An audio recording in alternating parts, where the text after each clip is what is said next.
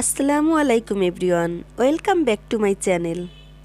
আশা করি সবাই ভালো আছেন। আবারও হাজির হয়েছি আমি নতুন আরেকটি রেসিপি নিয়ে। আমার আজকের রেসিপি পালং শাকের মুচমুচে পাকোড়া। তাহলে চলুন রেসিপিটি দেখে নিই। আমি এখানে এক মুঠো পালং শাক ছোট ছোট করে কেটে ধুয়ে পরিষ্কার করে নিয়েছি। একদম কুচি করার দরকার নেই, বড় করে কেটে নিলেই হবে। আমি 1 কাপ পরিমাণ বেসন নিয়ে নিচ্ছি।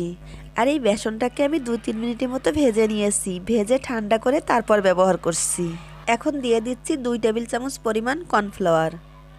দিয়ে দিচ্ছি হাফ চা চামচ আদা বাটা, হাফ চা চামচ রসুন বাটা। এবার দিয়ে দিব হাফ চা চামচ পরিমাণ লাল মরিচের গুঁড়া, হাফ চা চামচ পরিমাণ হলুদের গুঁড়া এবং স্বাদ মতো লবণ।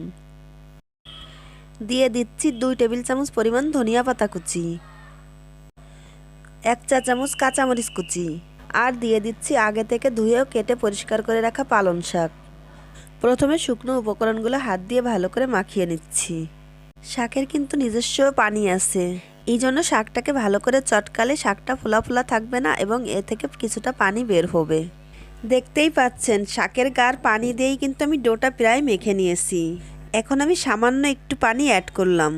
এই ডোটা কিন্তু অন্যান্য পাকোড়ার ডোর মতো পাতলা হবে না, কিছুটা শক্ত হবে। দেখে নিশ্চয়ই বুঝতে পারছেন, শক্ত মানে একটু আঠালো হবে। এবার আমি এই পাকোড়াটা ভাজার জন্য চুলায় একটা প্যান বসিয়ে দিয়েছি। এখন এর মধ্যে পর্যাপ্ত পরিমাণে তেল দিয়ে আমি গরম করে নিব। তেলটা গরম হলে আমি ছোট ছোট পাকোড়া তৈরি করে তেলের মধ্যে দিয়ে দিচ্ছি।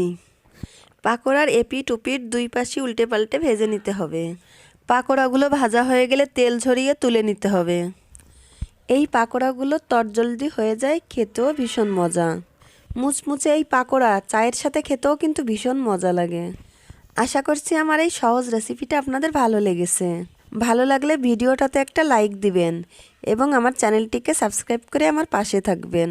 আজ বিদায় নিচ্ছি, সবাই ভালো থাকবেন, আমার জন্য দোয়া করবেন। আল্লাহ হাফেজ।